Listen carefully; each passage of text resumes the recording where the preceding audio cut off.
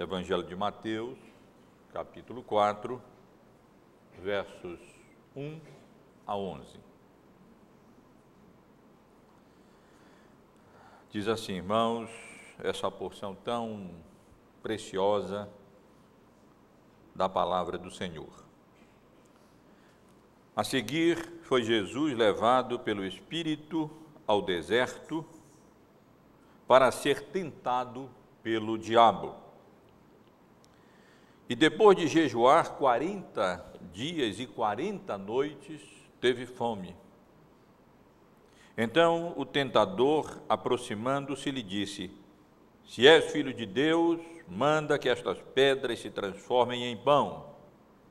Jesus, porém, respondeu: Está escrito, nem só de pão viverá o homem, mas de toda palavra que procede da boca de Deus. Então o diabo levou a cidade santa, colocou-o sobre o pináculo do templo e lhe disse: Se és filho de Deus, atira-te abaixo, porque está escrito: Aos teus anjos ordenarás a teu respeito que te guardem, e eles te sustentarão nas tuas mãos, para não tropeçares em alguma pedra.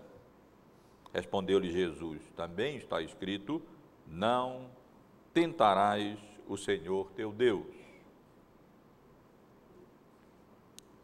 Levou ainda o diabo a um monte alto, muito alto, mostrou-lhe todos os reinos do mundo e a glória deles e lhes disse: Tudo isso te darei, se prostrado me adorares. Então Jesus lhe ordenou: Retira-te, Satanás, porque está escrito: Ao Senhor teu Deus adorarás e só a Ele darás culto. Com isso, o deixou o diabo, e eis que vieram anjos e o serviram. Meus irmãos e irmãs, é reconhecido que a tentação, as tentações, sempre foram alguns dos maiores problemas que o crente tem enfrentado e precisa enfrentar nesse mundo. Fomos alcançados pela misericórdia e graça de Deus, mediante a pregação da sua palavra.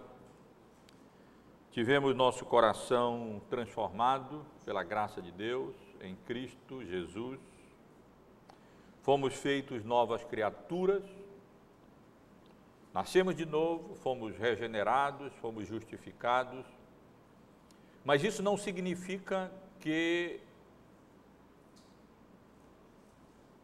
estejamos imunes e fora de alcance das tentações do maligno, das tentações de Satanás. Tentação do diabo, as tentações do diabo são os instrumentos, os meios que ele utiliza com o objetivo maligno de induzir o povo de Deus ao pecado, de nos fazer contrariar a vontade de Deus, desagradar ao nosso Senhor, entristecer o Espírito Santo de Deus, rompendo assim, quebrando assim a vontade do Senhor e a nossa confiança em Deus, na sua fidelidade, nos seus atributos, no seu propósito. No decurso da história, alguns têm tentado resistir à tentação de formas extravagantes, apenas para demonstrar que elas não são eficazes. Eu me refiro especialmente, por um lado, à reclusão, ao mosteiro, quando pessoas sinceras na história da igreja,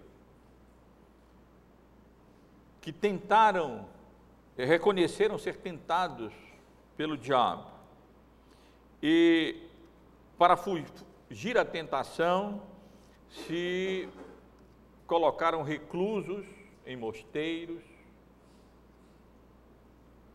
com o propósito de, assim, tentar fugir a essas investidas diabólicas do tentador.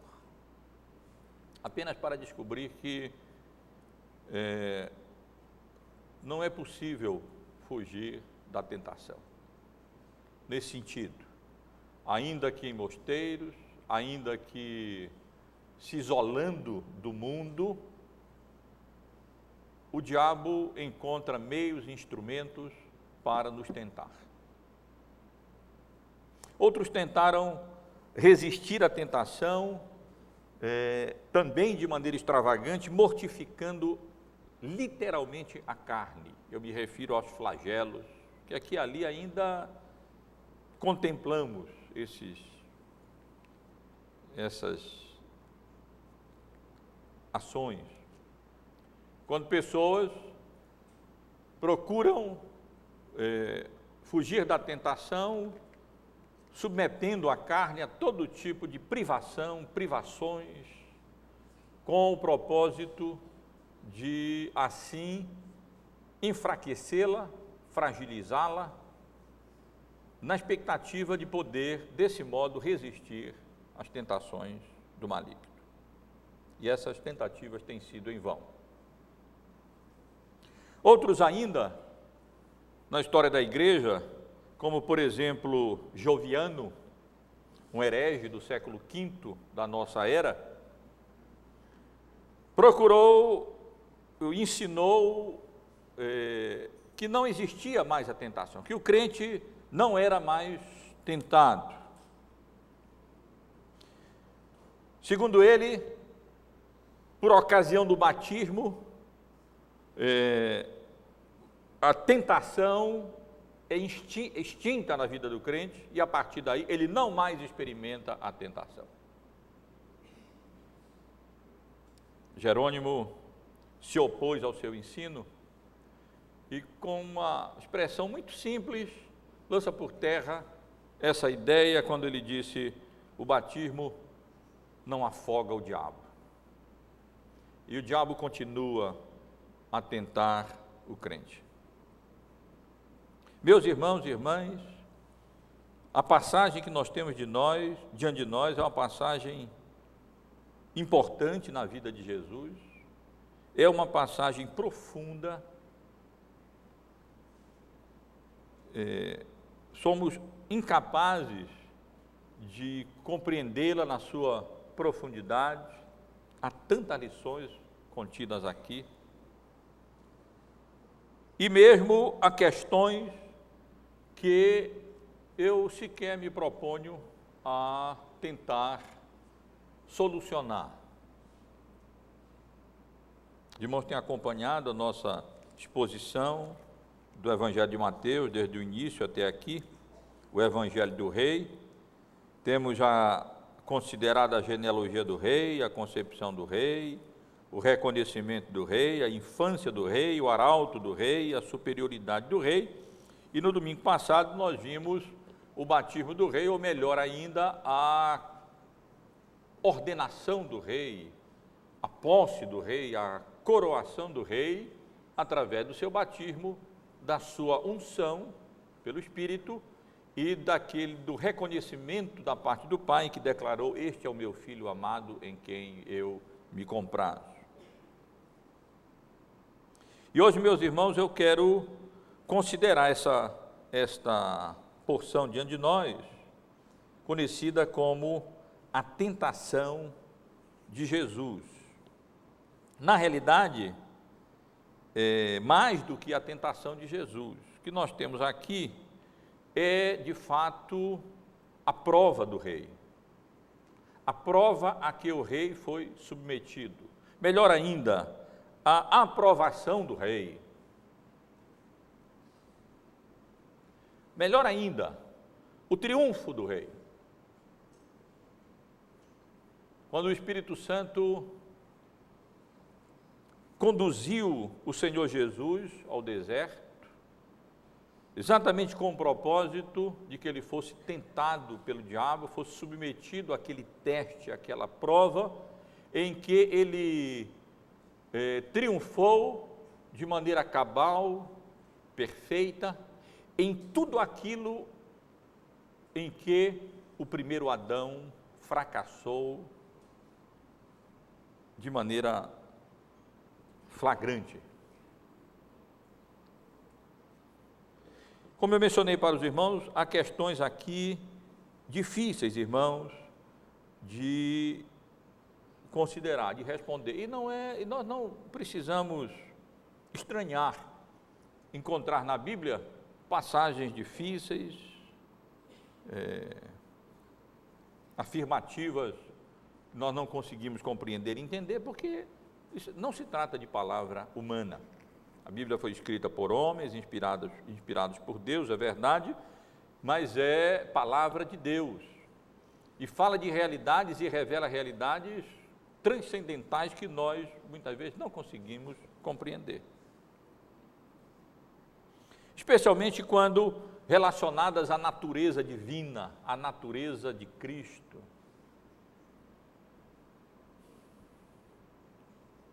Eu sequer me proponho a responder a questões relacionadas à natureza dessa tentação. A natureza da tentação de Cristo. Como é que ele foi de fato tentado? Como é que o Filho de Deus, aquele em quem não há pecado, não houve pecado, pôde ser tentado pelo diabo? Que nós somos tentados, nós podemos compreender, porque nós temos uma natureza pecaminosa inclinada para o erro, inclinada para o mal, e, portanto, suscetível às investidas do maligno, às investidas do tentador. Mas Jesus, quando nós lemos essa passagem, refletimos e paramos para pensar, pensamos, mas Jesus, sendo santo, em quem não havia pecado nenhum, será que haveria alguma possibilidade dele cair em tentação? É claro que não. Mas se não haveria possibilidade dele cair em tentação, essa tentação é real? É real. Como explicar? Não sabemos exatamente. Tratou-se de que forma essa tentação se deu? Ou colocando de outra maneira, como foi que o diabo se manifestou para tentar a Cristo? Nós sabemos como o diabo se manifestou para tentar nossos primeiros pais, em forma de uma serpente. Ele então se dirigiu a Eva e a induziu a queda ao pecado, e de fato ela pecou, e Adão, o cabeça representativo da raça humana, caiu, e com ele caímos todos nós. Caiu a raça humana, que foi introduzida nessa condição de pecado em que todos nós viemos a este mundo. Mas como foi que de fato se deu essas tentações de Jesus? Será que o diabo apareceu a ele em uma forma visível? Não nos é dito isso. Entretanto, nos é dito que o diabo levou Jesus até o pináculo do templo, depois levou Jesus até uma montanha, um monte alto, e ali lhe mostrou todos os reinos do mundo. Como é isso possível? Será que o diabo, com alguma forma humana, se colocou ao lado de Jesus e então o acompanhou, o tomou pela mão e então o levou e colocou sobre aquela beira alta do templo lá em Jerusalém, para fora já do muro, mais de 100 metros de altura até o fundo do vale, e disse para ele se atirar dali? Como foi que eles subiram lá? E que monte seria esse, aonde Jesus seria levado, de onde poderia descortinar e visualizar todos os reinos do mundo? Será que devemos compreender essa tentação assim, nessa forma literal, física? Ou como Calvino parece sugerir, apenas em termos de visões reais que ali Jesus teve, ou ainda de uma forma mais semelhante à maneira como nós somos tentados. O diabo nunca se manifestou a mim, tenho certeza, a nenhum dos irmãos de maneira visível, nunca me tomou pela mão, nunca me levou a nenhum pináculo de templo, a nenhuma montanha, mas nós sabemos o quão real é a tentação de Satanás. Como ele literalmente nos pega, nos toma e então nos induz ao pecado, ao erro, e nós conhecemos muito bem a resistência necessária para que os seus intentos não sejam consumados. Como é real a tentação, como o diabo é verdadeiro, é real, ainda que ele não se manifeste em forma visível. Evidentemente que, diferentemente de nós, Jesus não tendo pecado, não podemos imaginar a tentação como sendo alguma coisa interior, como sendo alguma coisa interna, como se Satanás estivesse tomando algum sentimento, algum pensamento pecaminoso nosso e utilizando isso para nos induzir a um pecado maior, alguma coisa assim. Mas exatamente como se deu essa tentação, não sei explicar. Entretanto, temos certeza de que ela foi absolutamente verdadeira, ela foi absolutamente real. E que Jesus triunfou nessa terrível prova a que ele foi submetido logo depois do seu batismo e antes do início do seu ministério. Mas, meus irmãos, não obstante as questões que nós não conseguimos explicar com relação a esta passagem,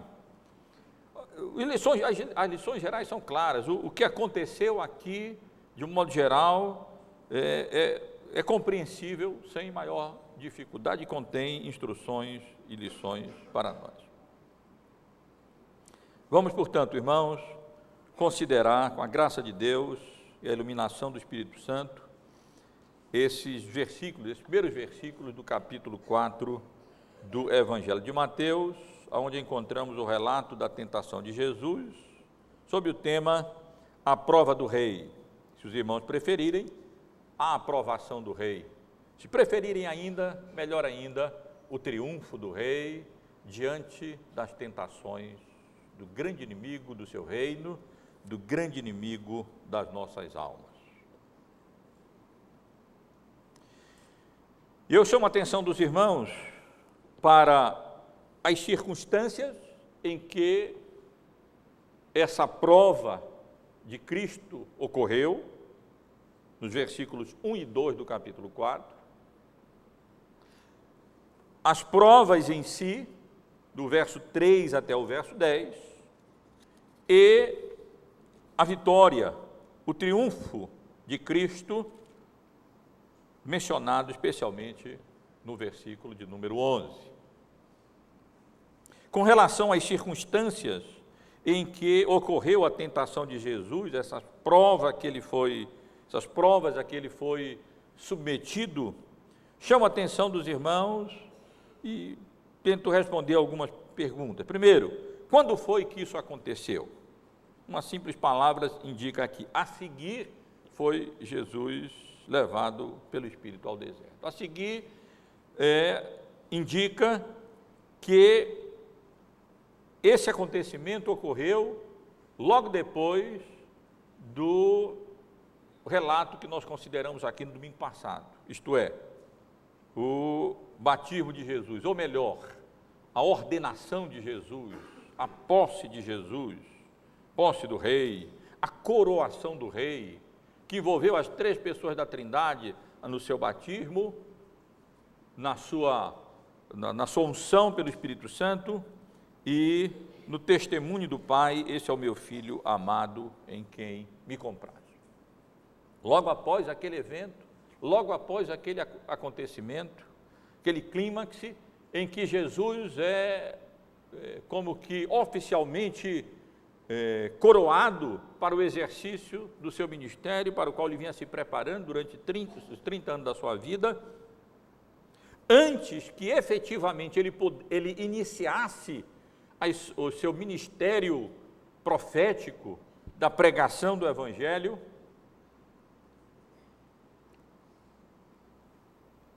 o que ocorrerá logo imediatamente a essa sessão, os irmãos podem observar, a partir do versículo 12, Jesus então inicia o seu ministério da pregação, verso 17, daí por diante passou Jesus a pregar e a dizer: arrependei-vos, porque está próximo o reino do céu. Antes disso, foi necessário não apenas que Jesus fosse ordenado, fosse empossado, fosse coroado oficialmente, mas ele fosse também submetido ao teste, submetido à prova. Em algumas culturas, antes que um rei ou uma autoridade seja empossada, ela é submetida a teste para ver se apresenta a qualificação, as condições necessárias para o desempenho da sua função, para o exercício da sua autoridade. Alguma coisa semelhante que acontece aqui. Não podemos de maneira alguma imaginar que o que ocorre aqui é alguma coisa aleatória, fora da vontade de Deus, porque sabemos que isso não acontece em nada, especificamente porque nós lemos aqui que o próprio Espírito Santo de Deus conduziu Jesus ao deserto para ser tentado. Foi ali que ele foi tentado, no deserto, provavelmente no deserto da Judéia, guiado, conduzido pelo Espírito Santo, exatamente com o propósito de ser submetido à prova, e então, pela graça de Deus e poder do Espírito Santo, triunfar vitoriosamente, como ele triunfou na condição de segundo Adão, de segundo homem representativo da raça humana. Mesmo Espírito, diz Lucas, no seu relato também no capítulo 4, desse acontecimento, ele diz: o mesmo Espírito que desceu sobre Jesus em forma de pomba, o mesmo Espírito que habilitou e que capacitou o Senhor Jesus Cristo para o exercício do seu ministério, como que uma primeira atividade e uma primeira tarefa o conduz ao deserto exatamente para que ele fosse submetido a esse teste, para que ele fosse tentado pelo diabo. Chamo a atenção dos irmãos para o fato de que a palavra aqui utilizada, ser tentado, ela em si não tem conotação negativa, ela pode ter conotação negativa ou conotação positiva. O verbo grego peirazo, aqui traduzido na voz passiva, como é encontrado, ser tentado, ele também pode significar não tentar, mas provar. Ele pode significar tentar quando o objetivo do teste, da prova, é reprovar. É aquilo que o diabo faz, muitas vezes, através de instrumentos que ele utiliza, de meios dos seus agentes, com vistas à reprovação, com vistas a induzir as pessoas a contrariarem a vontade de Deus e a pecar. Mas a mesma palavra é utilizada na Bíblia também no sentido positivo, não de tentação com vistas à reprovação, mas como uma prova com vistas à aprovação. É nesse sentido que Deus nos prova. Ele não nos tenta, Deus não tenta ninguém, porque Ele não permite que passemos por tribulações, provações e aflições para sermos reprovados, mas Ele utiliza essas provações para sermos aprovados e não reprovados. E, frequentemente, os mesmos eventos, os mesmos acontecimentos, que pela perspectiva do diabo, de Satanás, do acusador, são tentações, pela perspectiva de Deus, são provações, como acontece aqui. Se por um lado temos aqui as tentações de Jesus, porque o diabo tem como propósito destruí-lo, conduzi-lo à desconfiança em Deus, nos seus atributos, no seu poder, na sinceridade dos seus propósitos. Por outro lado, essas mesmas provas são utilizadas por Deus para que Jesus fosse aprovado, triunfasse e demonstrasse a estar perfeitamente habilitado e capacitado para o exercício do seu grande ministério como mediador, como entre Deus e os homens, como salvador dos eleitos do Pai. Não vamos esquecer, meus irmãos, que se por um lado o Senhor Jesus tem uma natureza divina, perfeita, ele também tem uma natureza humana, sem pecado, mas plenamente humana, e assim como ele necessitou na sua natureza humana ser capacitado pelo Espírito Santo e assegurado por parte do Pai acerca da sua satisfação com ele, o seu caráter e a obra que ele se propunha a fazer, ele também precisava aprender a obediência por tudo que passou, como homem perfeito, e demonstrar a sua capacidade, a sua qualificação para o exercício do seu ministério como Salvador do mundo.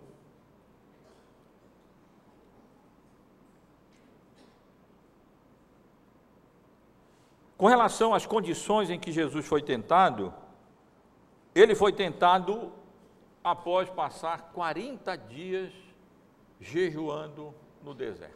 O limite que um ser humano pode aguentar, quase que extraordinariamente, sem comer, porque nesse período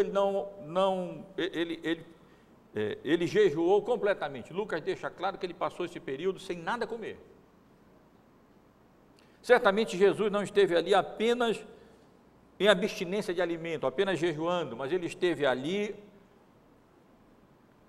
como Moisés esteve no deserto, como Paulo esteve no deserto da Arábia, se preparando em oração para o exercício do ministério para o qual ele havia sido designado. Estava numa região inóspita, no deserto, provavelmente o deserto da Judéia. Aprendemos também a partir de Lucas, de Marcos, texto paralelo, passagem paralela, que narra o mesmo episódio, que ele estava com as feras, risco dos animais ali, em suma, uma situação, um contexto, um ambiente, um habitat bastante contrário, inóspito, e foi tentado por ninguém menos do que o diabo, do que Satanás, do que o tentador. Aqui, Mateus usa a palavra tentador, em Marcos encontramos a palavra Satanás, que significa adversário, e em Lucas o termo diabo, que significa acusador. Esse é o agente da tentação de Jesus, é o agente de todas as tentações, ainda que ele utilize muitas vezes intermediários, aqui de forma direta, ele veio e ousou tentar induzir o Filho de Deus, a segunda pessoa da Trindade, à queda e ao pecado. A passagem nos chama a atenção com relação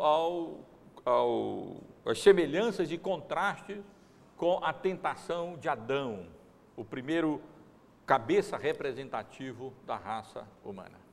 Adão também foi tentado pelo diabo, como Jesus também foi tentado pelo diabo. Nossos primeiros pais foram tentados pelo diabo, como Jesus foi tentado pelo diabo. Se, no que diz respeito a nós, há uma diferença maior acerca da tentação de Jesus, porque nós temos uma natureza pecaminosa, Adão não tinha uma natureza pecaminosa. Ele se encontrava em estado de inocência, com a imagem de Deus refletida nele. Mas, enquanto Adão se encontrava no paraíso, Jesus se encontrava no deserto. Enquanto Adão tinha tudo e podia comer em abundância, farto, ainda assim ele foi induzido a comer do fruto proibido. Enquanto que Jesus, ainda que no deserto, depois de 40 dias de jejum, resistiu à tentação e não foi induzido a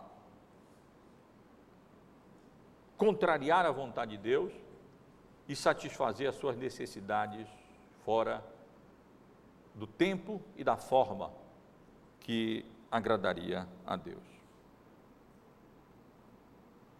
E não é à toa, meus irmãos, porque a Bíblia nos ensina, de fato, que Jesus é o segundo cabeça representativo da raça humana. Primeiro foi Adão, falhou de maneira terrível, não foi obediente à vontade de Deus, duvidou da sua bondade, da sua fidelidade, do seu poder, da sua graça, intentou ser igual a Deus e caiu e assim introduziu toda a raça humana no estado de pecado em que se encontra.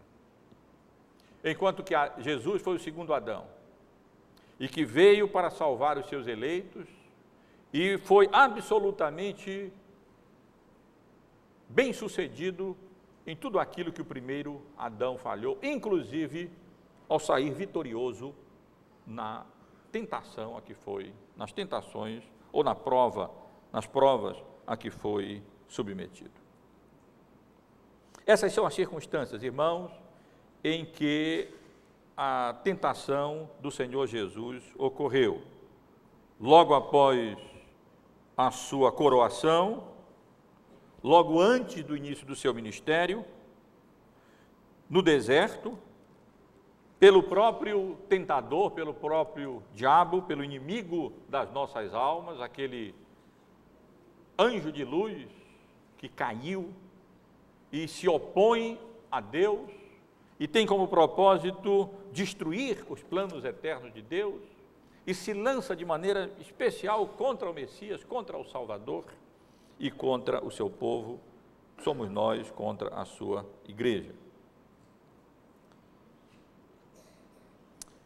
Com relação à prova em si, os irmãos podem verificar do versículo, especialmente do versículo 3 até o versículo de número 10. Se compararmos essa tentação, se olharmos essa tentação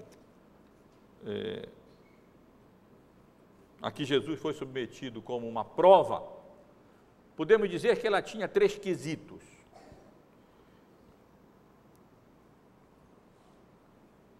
Abordando 3 conteúdos, 3 matérias, 3 áreas: pão, fama e poder. Jesus foi tentado nessas 3 áreas: pão, fama e poder. Na linguagem de João, a concupiscência da carne, a concupiscência dos olhos e a soberba da vida.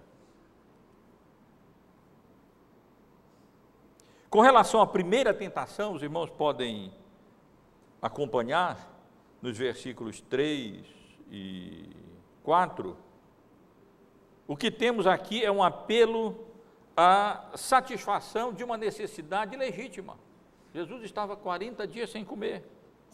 Nada errado, portanto, aparentemente, que ele então satisfizesse aquela necessidade. Mas, na realidade, o que nós temos aqui é uma tentativa de induzir Jesus a desconfiar da providência do Pai, da providência de Deus. Aquele que momentos antes, ou dias antes, tinha dito: este é o meu filho amado em quem me comprazo, Satanás queria como que induzir Jesus a desconfiar de Deus, do Pai, como sendo o Pai amoroso que de fato declarou que o amava e da sua providência que faria com que todas as coisas cooperassem para o seu bem e para a consumação e a consecução dos seus propósitos.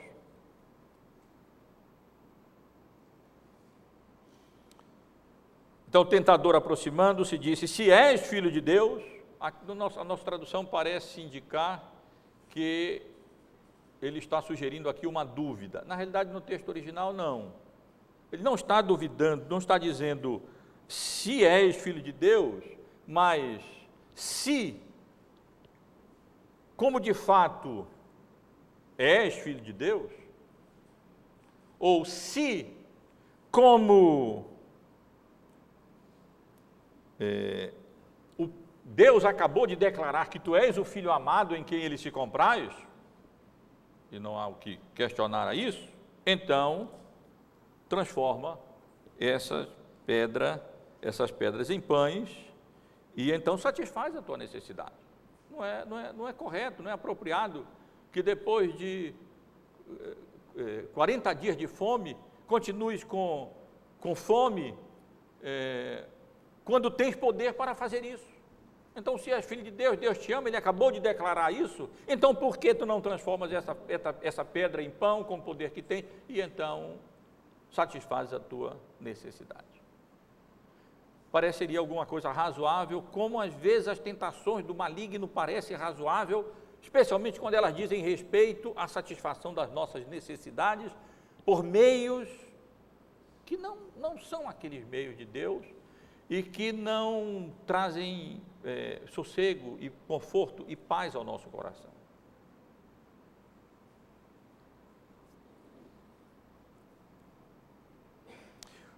O Senhor Jesus responde, meus irmãos, à tentação, a essa primeira tentação, essa primeira prova, citando Deuteronômio capítulo 8, versículo de número 3. É uma referência, Deuteronômio 8, verso 3. É uma referência que nós encontramos quando o povo de Deus, ali prestes a entrar na terra prometida, recebe várias exortações a ter na memória a maneira como Deus havia conduzido, as bênçãos e a graça de Deus sobre aquele povo. No verso 2 nós lemos Moisés exortando o povo, dizendo: recordar-te-ás de todo o caminho pelo qual o Senhor teu Deus te guiou no deserto, esses 40 anos para te humilhar, para te provar, para saber o que estava no teu coração, se guardarias ou não os teus mandamentos. Esse é o contexto, meus irmãos. Ele te humilhou e te deixou ter fome, e te sustentou com maná, que tu não conhecias, nem teus pais o conheciam, para te dar a entender que não só de pão viverá o homem, mas de tudo o que procede da boca do Senhor viverá o homem. Jesus resiste à tentação, os irmãos sabem bem, as 3 tentações, fazendo uso adequado, correto da palavra de Deus. Em todas as tentações, a reação dele é: está escrito. E quando Jesus diz está escrito, ele utiliza uma forma gramatical grega, gegraptai, no perfeito, que quer dizer, aquilo que foi escrito no passado, continua perfeitamente válido e falando até hoje, com toda a autoridade, com todo o poder. E é nisso que Jesus se firma, na autoridade das Escrituras, na autoridade da palavra do Senhor.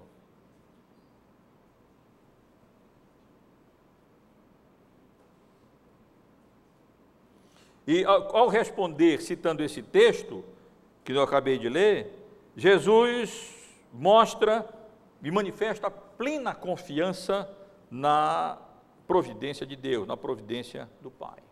Isto é, ora, é como se ele estivesse dizendo: ora, se o Pai, que me declarou que me ama, e que está satisfeito com o ministério a que eu me proponho realizar, que realizarei,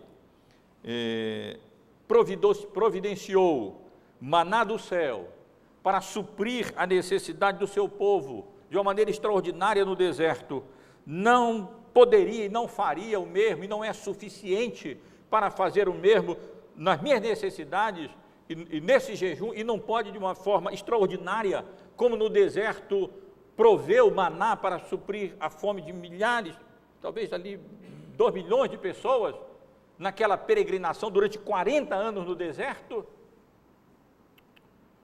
Nem só de pão viverá o homem, mas do poder de Deus, que é suficiente para suprir as nossas necessidades da maneira correta e da maneira adequada. O que Satanás queria aqui era induzir Cristo a desconfiar na bondade, na graça, na soberania, na providência soberana do Pai para com ele, dizendo: toma as coisas nas tuas mãos, resolve isso, transforma, manifesta esse teu poder, e então transforma esses pães, essa pedra em pão. Jesus disse: não, não. Assim como o Pai sustentou o povo de Israel no deserto, Ele pode me sustentar. Não é só de pão que vive o homem, mas do poder de Deus, que tem poder para nos suprir com pão, sem pão, até de uma maneira extraordinária, como supriu, satisfez a fome do seu povo no deserto.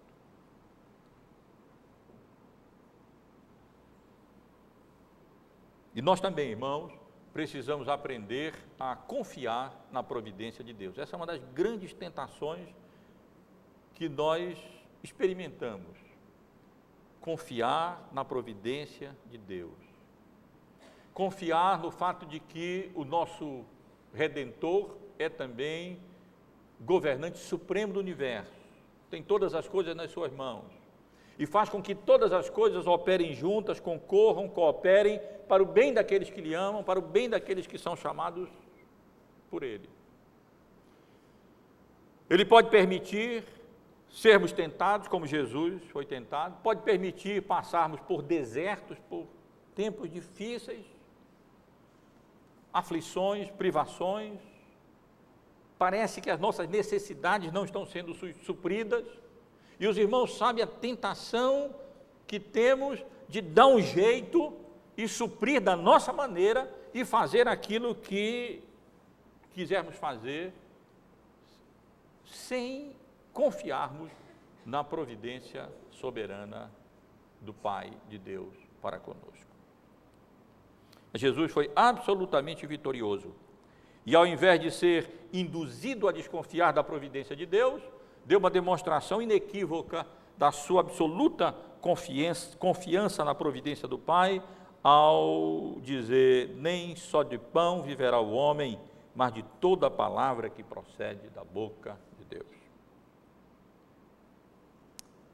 A partir do versículo 5, nós temos a segunda prova, o segundo teste.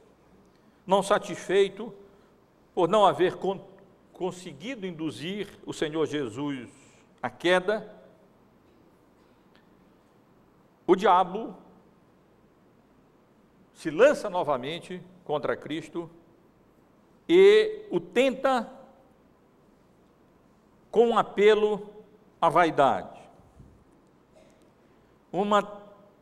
Trata-se de uma tentativa de induzir Jesus à presunção no poder de Deus. É inimigo, é astuto o inimigo das nossas almas.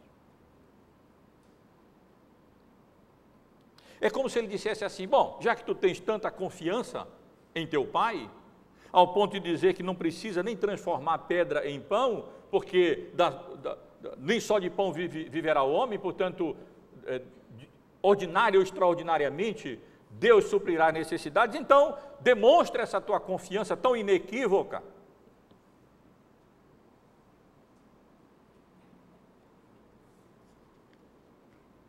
E então, como que imitando a Cristo, de uma maneira ridícula, faz uso das Escrituras que ele conhece também, citando o Salmo 91, o diabo, Salmo 91, versículos 11 e 12.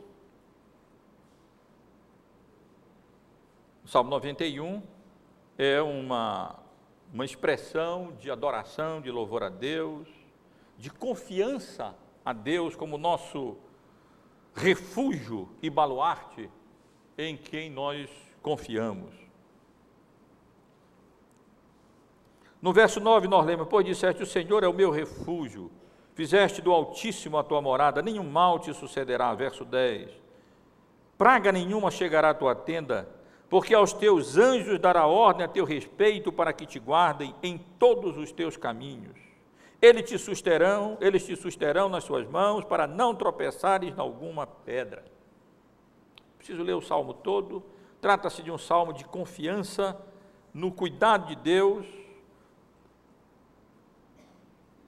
salmo de conforto para o crente, na certeza de que o Senhor é o nosso refúgio, Ele nos guarda, Ele nos protege, Ele nos livra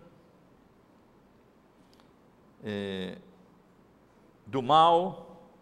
E o diabo faz uso dessa passagem para induzir, na tentativa de induzir Jesus à presunção,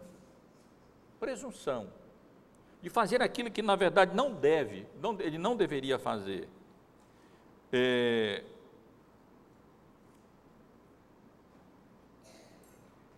E Jesus responde, citando mais uma vez Deuteronômio, agora no capítulo 6, no versículo 16,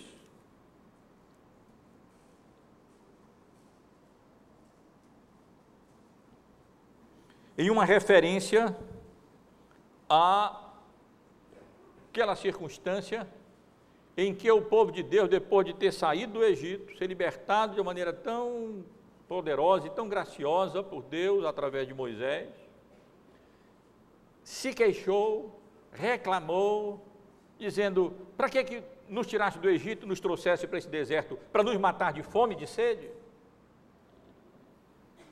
Se rebelou contra Deus.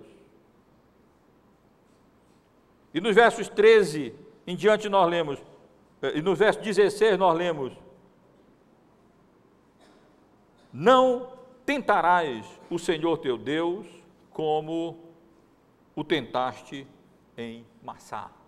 Quando exatamente foi o que aconteceu, quando exatamente foi o que ocorreu.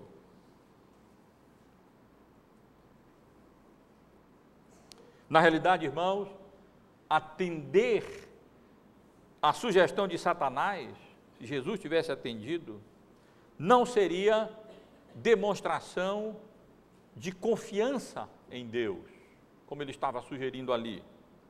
Não seria demonstração de fé, mas seria, na realidade, tentar a Deus, como o povo de Deus tentou a Deus no deserto, se rebelando contra a vontade de Deus de uma maneira presunçosa. E isso não teria absolutamente nada a ver com o cuidado de Deus e com a confiança que o crente deve ter na vontade de Deus. Não é porque Deus é gracioso conosco, não é porque Deus é fiel conosco, não é porque nós encontramos nas Escrituras promessas de que Ele nos guarda, que Ele nos preserva, que nós, de forma presunçosa, vamos submeter Deus a teste e testando a Deus e tentando a Deus, nos expondo a perigos, seja a ira de Deus no deserto, seja as consequências de uma fé que na verdade não é fé, é presunção. Nós vemos isso, meus irmãos, todo dia quase ao nosso derredor. Nossa confiança não deve degenerar em presunção, eu ia dizer infantil, mas presunção diabólica mesmo.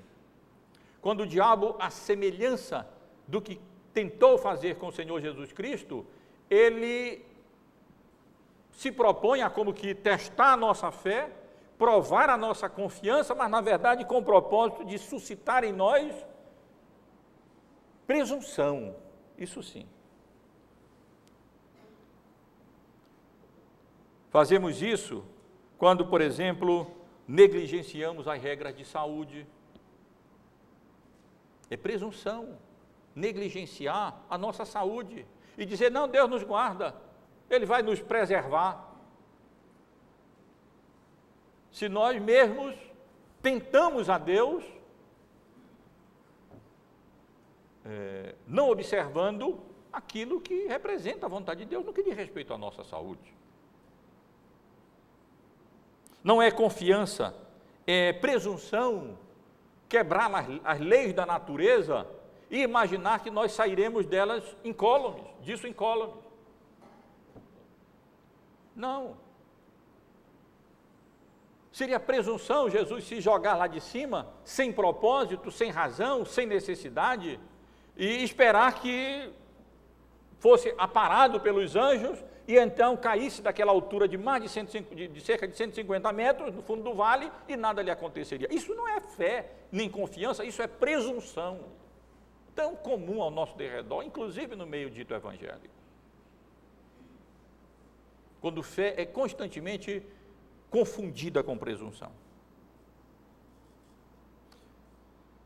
Não é fé nem confiança, meus irmãos, negligenciarmos o tratamento médico, quando Deus disponibiliza essa possibilidade para nós, e assim podemos tratar as nossas enfermidades, as nossas doenças, dessa maneira que Deus mesmo provê na sua graça comum, através de remédios, de médicos, e então dizermos, não, Jesus me cura, então Ele vai me curar, independentemente de qualquer coisa, eu vou deixar o remédio, não tomo o remédio. Eu tenho exemplos desse tipo de acontecimento muito triste. Lembro de um amigo querido, muito querido, antigo, um senhor muito querido, que, envolvido com esse tipo de ideia e portador de uma doença grave, deixou de tomar o remédio e veio a falecer nessa, não fé nem confiança, mas presunção de que, mesmo negligenciando sem necessidade os medicamentos disponíveis, o tratamento disponível, ele deveria simplesmente confiar em Deus. É alguma coisa semelhante a isso que nós encontramos aqui. Mais ainda, não é confiança em Deus nos expormos às tentações, pensando que Ele nos guardará e nos preservará e nos livrará e nada nos acontecerá. Nos expomos à imoralidade, nos expormos à imoralidade, nos expormos a tentações pecaminosas,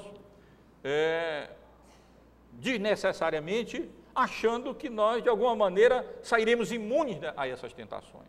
Isso não é confiança. Isso é o diabo procedendo mais ou menos da mesma maneira, tentando induzir as pessoas à queda e ao pecado. E muitas vezes é bem sucedido no seu intento e no seu propósito. Porque aqueles a quem ele tenta não se firmam na palavra do Senhor e não conseguem discernir entre confiança e presunção. E assim acabam sendo vítima de Satanás e caindo no pecado.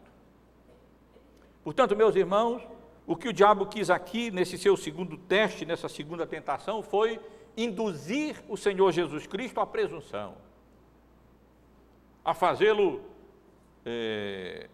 ensoberbecer-se, e então, como se ele estivesse dizendo, ora, já que tu tens todo esse poder, já que tu tens toda essa confiança, então por que tu não demonstras isso, não manifestas isso, te lança do pináculo do templo, e então os anjos virão e guardarão? Não dizes que crer na palavra de Deus, está escrito? Não está escrito assim? E o diabo torce todo o propósito daquela passagem, que jamais foi encorajar ninguém à presunção, mas nos encorajar à confiança na graça e na misericórdia, no cuidado e na providência de Deus para conosco. E então vem a terceira tentação, meus irmãos. E trata-se de um apelo aos sentidos, a concupiscência dos olhos, mais ou menos como o diabo tentou a Eva. Na realidade, trata-se de uma tentativa já desesperada, podemos perceber aqui, de induzir Jesus à cobiça, à posse dos reinos do mundo, a qualquer custo, a qualquer preço. É a tentação de que ele alcançasse logo, imediatamente, e sem cruz, e de uma maneira independente ao plano eterno de Deus, a consumação do seu reino, o domínio, o poder e a autoridade, que na realidade pertencem a Cristo, e não a Satanás, como ele sugere. A ele não pertence de forma legítima a autoridade sobre o mundo. Ele é um usurpador, ele é um tirano.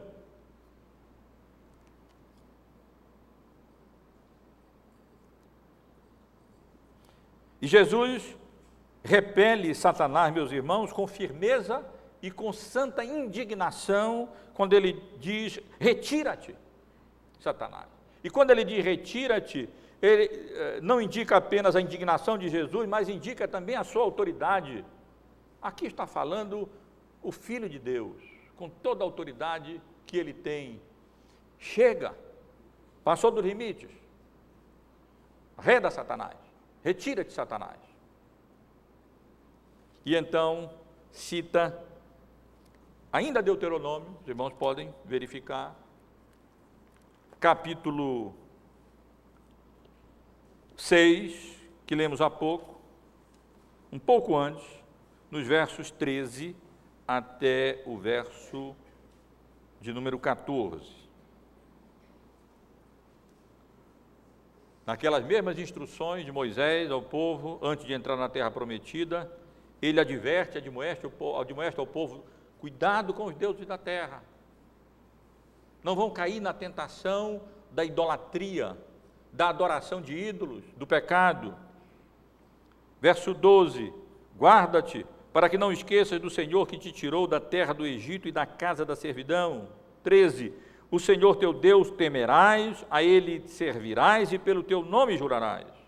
Não seguirás outros deuses, nenhum dos deuses dos povos que houver à roda de ti. Não é uma citação literal, mas é uma citação que reflete essa passagem, dizendo, e o Senhor Jesus a usa exatamente para se contrapor a Satanás, aquela tentação de Satanás, indicando que a sua submissão, a sua sujeição à vontade do Pai, e que ele não iria tomar um atalho, e então a qualquer custo alcançar aquilo que Satanás estava propondo a autoridade, o domínio sobre os reinos, todos os reinos da terra. Não. Jesus não toma, como, vamos dizer assim, as rédeas da sua vida, das mãos da vontade do Pai, das mãos do Pai, e agora como que diz: não, então eu vou de fato tomar a minha vida nas minhas mãos, e vou alcançar o triunfo e a vitória, e a glória, e o domínio e a autoridade sobre os reinos da terra, sem a cruz, sem tudo aquilo que Jesus teria que passar para alcançar de fato isso. E que não foi fácil para Jesus alcançar, tanto que ali, perto da sua morte, quando teria que carregar sobre si a culpa dos pecados dos eleitos de Deus, Jesus disse: olha, se possível, passa de mim esse cálice. Mas ele acrescentou: não seja feita a minha vontade, mas a tua vontade. Jesus não veio para fazer a sua vontade, e não veio simplesmente para alcançar domínios e soberania, mas ele veio para ser submisso à vontade de Deus, que incluía uma vida de sofrimento, uma vida de obediência à vontade de Deus até a morte de cruz. Envolveria a crucificação, envolveria todo aquele sofrimento da expiação, de carregar sobre si o pecado do seu povo, e sofrer a pena que o seu povo mereceria sofrer, a distância de Deus, a distância do Pai ali na cruz, na sua morte. Jesus tinha que passar por tudo isso, esse era o caminho. E Satanás tentava dissuadi-lo desse caminho, que era a obra para a qual ele veio realizar. E até através do apóstolo Pedro, tentou dissuadi-lo, como os irmãos lembram, de ir para Jerusalém, de ir para a cruz. Não, não faz isso, não vai morrer lá, não vai te entregar. E Jesus deixou claro que ali Pedro estava sendo empregado como agente do tentador, com o propósito de desviá-lo daquele propósito para o qual ele veio, que era a grande obra que ele realizaria, morrendo na cruz pelo seu povo. E o diabo oferece aqui um atalho, uma proposta dele alcançar tudo isso, rapidamente, no estalar de dedos, sem necessidade de obediência a esse plano de Deus, que incluiria e envolveria tanto sofrimento e inclusive a sua própria morte na cruz do Calvário. Meus irmãos, a passagem conclui no versículo 12, no versículo 11, aonde nós lemos que depois de tudo isso, depois dessas 3 tentativas de induzir o Senhor Jesus ao erro, nós lemos que o diabo fugiu dele,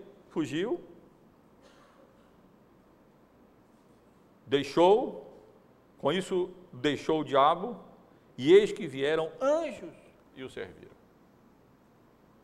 Ou seja, Jesus triunfou, Jesus passou no teste, ele foi aprovado, foi vitorioso. Aonde o primeiro Adão fracassou, ele venceu, ele triunfou. E como que já está aqui expondo principados e potestades ao desprezo, à derrota, triunfando dele já aqui nesse teste, nessa prova a que foi submetido, e se manifestou absolutamente habilitado e capaz para o exercício da obra que veio realizar, para o exercício do seu ministério. Na vitória de Jesus, temos a fuga de Satanás e, ao mesmo tempo, o serviço dos anjos. Eu quero, irmãos, o tempo já avança, quero apenas concluir extraindo daqui algumas lições para nós. A primeira está relacionada ao fato de que o diabo é real. O diabo é real. E a tentação é verdadeira também. Se Jesus, santo, foi tentado, como é que nós não seremos tentados? Nós somos tentados. E o diabo utiliza-se de meios, de instrumentos, os mais variados possíveis, exatamente com esses propósitos de nos induzir a duvidar da verdade de Deus, da graça de Deus, do poder de Deus, da fidelidade de Deus, do amor de Deus na nossa vida, e assim nos induzir ao pecado de uma forma ou de outra. Seja através da sugestão para satisfazermos as nossas necessidades de uma maneira equivocada, errada, contrária à vontade de Deus, seja nos induzindo à presunção de uma confiança no poder de Deus, na vontade de Deus, que na verdade não é confiança, é presunção, seja tentando nos desviar dos propósitos de Deus, nos fazendo fugir das implicações desses propósitos, a todo custo tentando alcançar o poder e as coisas que esse mundo pode nos oferecer. A segunda lição que penso podemos aprender desse texto diz respeito à necessidade e a como resistirmos às tentações do diabo, às reais tentações do maligno. Isto é, submetendo-nos à vontade revelada de Deus na sua palavra. É o que Tiago nos ensina: sujeitai-vos, portanto, a Deus, mas resisti ao diabo, e ele fugirá de vós. Chegai-vos a Deus, e ele se chegará a vós outros. Não apenas Jesus pôde alcançar vitória contra as tentações do maligno. Mas nós, nele, com o mesmo Espírito, podemos também, se submissos à vontade de Deus revelada na sua palavra, resistir ao diabo, nos submetermos à vontade de Deus, e assim o diabo também fugirá de nós, e não precisaremos cair na tentação. Tentados todos seremos, e não há pecado em ser tentados, como Jesus não pecou ao ser tentado, mas não precisamos ceder ao pecado, à tentação, e aí então cair no pecado. Esse texto também nos conduz à confiança na suficiência e na perfeição da obra de Cristo como nosso segundo Adão. Meus irmãos, a teologia bíblica da salvação, ela deve ser compreendida em termos representativos, em termos de imputação. O ser humano é condenado, podemos dizer, nem tanto pelos seus pecados pessoais, mas porque a culpa do nosso cabeça representativo, Adão, está sobre nós. E nós só fazemos confirmar a sua culpa nesse mundo. Quando Adão contrariou a vontade de Deus, no paraíso, em todas as circunstâncias favoráveis, e então comeu do fruto proibido que ele sabia que representaria a morte, ele estava ali representando a raça humana, e na realidade é como se cada um de nós estivesse lá, e se cada um de nós fosse colocado naquela posição, teria agido da mesma maneira. Portanto, em Adão nós somos culpados. A culpa de Adão é imputada, é considerada como se fosse nossa. E ele falhou. Se ele tivesse sido vitorioso, certamente teríamos sido colocados em uma condição em que não mais seríamos tentados e provados dessa maneira. A situação em que, com a graça de Deus, nos encontraremos no estado eterno, quando já não mais poderemos pecar. Mas ele falhou, miseravelmente falhou. E era preciso que um segundo Adão viesse e fosse bem sucedido naquilo em que o primeiro Adão foi mal sucedido. E o segundo Adão, como é chamado na Bíblia, o Senhor Jesus, veio a esse mundo. E ele então foi tentado no que Adão foi tentado, mas ele foi vitorioso. E foi obediente não apenas nessa primeira tentação do maligno, mas foi obediente até a morte e morte de cruz do Calvário. Foi obediente até o fim.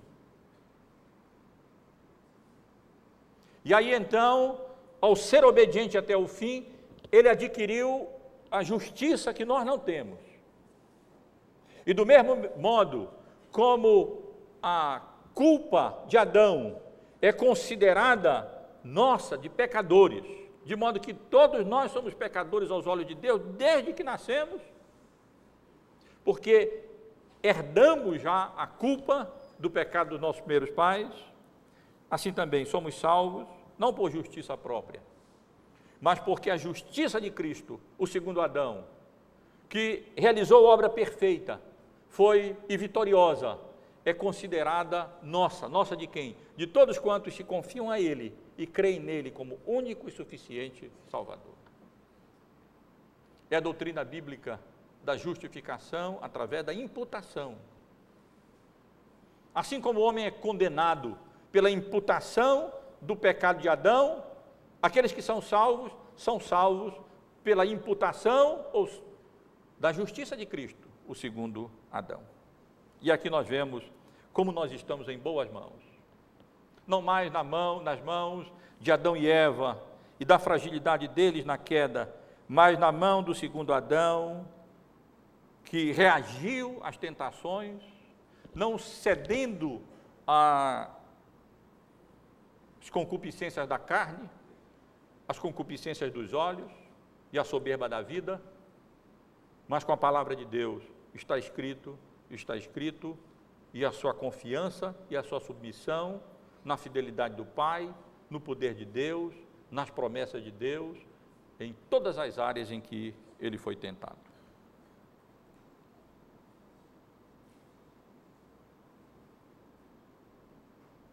Mas, meus irmãos, temos aqui também uma passagem muito confortadora para o crente. Confortadora porque vemos Jesus não apenas como um rei triunfante, como de fato ele é aqui, mas também ele se apresenta nessa passagem como um sacerdote e se qualifica nessa passagem para ser um sumo sacerdote compassivo para com o seu povo. Os irmãos podem ler em Hebreus, passagem conhecida, no capítulo 4, nos versículos 14 e 16, e à luz da passagem que estamos considerando, podem compreender melhor esses versos que nós encontramos na carta aos Hebreus, no capítulo 4, nos versos 14 ao verso 16, versos tão conhecidos nossos. Versos em que o autor da carta aos Hebreus ressalta a compassividade de Cristo como nosso sumo sacerdote, dizendo: tendo, pois, a Jesus, o Filho de Deus, como grande sumo sacerdote que penetrou os céus, conservemos firmes a nossa confissão, porque não temos sumo sacerdote que não possa compadecer-se das nossas fraquezas. Antes foi ele tentado em todas as coisas à nossa semelhança, mas sem pecado. Acheguemo-nos, portanto, confiadamente junto ao trono da graça, a fim de recebermos misericórdia e acharmos graça para socorro em ocasião oportuna. Nós não temos apenas um rei triunfante, nós temos um sumo sacerdote compassivo, que como nós foi tentado, que assumiu a nossa natureza humana e experimentou todas as formas de tentações do maligno. Não pensem que a tentação terminou aqui. O diabo se afastou, se retirou, lemos, se não me falha a memória, no Evangelho de Lucas, até a ocasião oportuna. E continuou lançando os seus dardos inflamados e as suas tentações sobre o Senhor Jesus, mas ele foi vitorioso em todas as tentações. Mas experimentou, sofreu, passou ali, lutou, e então ele sabe o que é ser tentado em todas as coisas, e portanto temos a confiança para ir não apenas a um rei triunfante, mas a um sacerdote compassivo, que de fato, por ter sido tentado e por ter a nossa natureza humana, ainda que sem pecado, ele se compadece das nossas fraquezas, e somos encorajados a recorrer ao trono da sua graça, para recebermos misericórdia e acharmos graça para socorro em ocasião oportuna. Quero concluir, irmãos, apenas chamando a atenção para o fato de que o Senhor Jesus acabou recebendo de forma genuína e verdadeira tudo aquilo que de maneira espúria o diabo lhe ofereceu. Ao ser fiel ao Pai e a manifestar a sua confiança em Deus, na sua fidelidade, na sua graça, nos seus atributos, na sua providência soberana, Jesus recebeu tudo aquilo que o diabo queria lhe oferecer de maneira escusa. Recebeu o pão de Deus. Ele disse que nem só de pão viveria o homem, e que se Deus pôde suprir a necessidade, a fome do povo de Israel através de um maná no deserto, ele poderia suprir a sua. Essa é a ideia. E de fato nós lemos que vieram os anjos e o serviram. Serviram em quê? O contexto não nos dá outra alternativa, senão um banquete. Jesus foi servido, foi suprido com um banquete muito maior, muito melhor do que as pedras, os pães que ele poderia ali, se atendesse às sugestões de Satanás, ter obtido através da transformação daquelas pedras. Recebeu também o serviço dos anjos. Havia sugerido que se ele saltasse, então, teria o ministério dos anjos que viriam, o amparariam e nenhum mal lhe causaria. Pois os anjos vieram e o serviram, como retribuição à sua fidelidade ao Pai.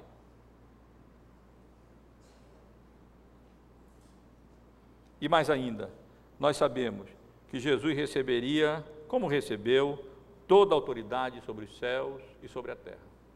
Não apenas sobre os reinos do mundo, deste mundo visível, mas do mundo invisível. Toda a autoridade sobre os céus e sobre a terra foram confiados a Cristo, o Messias, o mediador, o segundo Adão, que triunfou e saiu-se vitorioso em todas as provações nessa vida e, portanto, tem grande salvação para oferecer a todos quantos se confiarem a Ele como Rei Supremo, vitorioso, como sumo sacerdote compassivo, como aquele que se compadece das nossas fraquezas e tem salvação para oferecer a todos quantos, arrependidos dos seus pecados, o busquem e se confiem a Ele como único e suficiente Salvador. Que Deus nos abençoe, meus irmãos e irmãs.